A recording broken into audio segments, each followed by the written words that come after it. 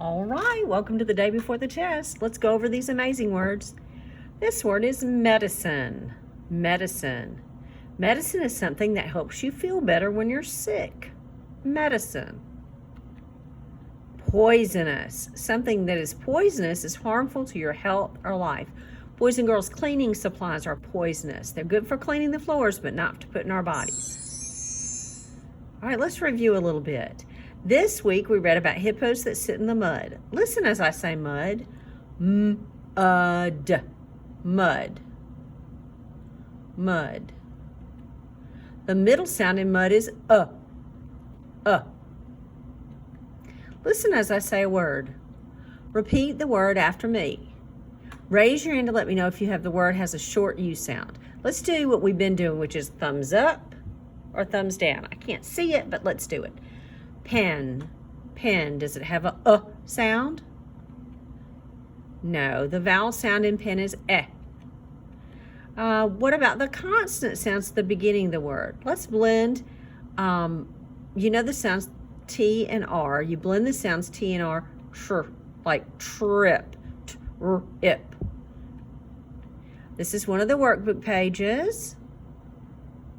And today you're going to do the workbook pages. Yesterday you should have done 213 and 216.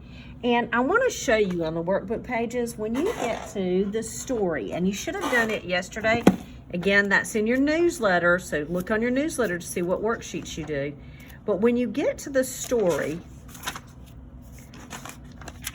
see, yesterday you would have done these pages and you will get to the story, the test. Remember, this is the one you have to pull it out carefully, which is hard to do with one hand, and you fold it on the dotted line, and it makes your reading story.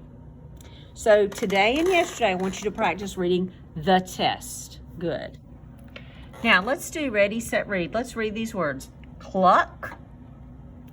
That, 5, stuck, saw, big, green, see, red, tree, like, frogs, small, your, pond, Fran, was, sled, hens, and where.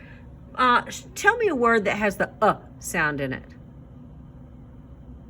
Yes, cluck, stuck, they have the sound. Tell me one that has a consonant blend at the end. Pond. Very good, very good. This is one of the sheets you do. And I want to read some poetry today. So this is in your textbook, but I want you to read it. These are poems, and poems they're like small stories, and they usually have a rhyming element. So it's in your textbook on page 169. Now let's look at the dog's my dog Rags. I have a dog, his name is Rags. He eats so much that his tummy sags. His ears flip-flop and his tail wig-wags, and when he walks, he zig-zig-zags. That's a good poem. Rags, sags, wags, zags all rhyme. Let's look at raccoons.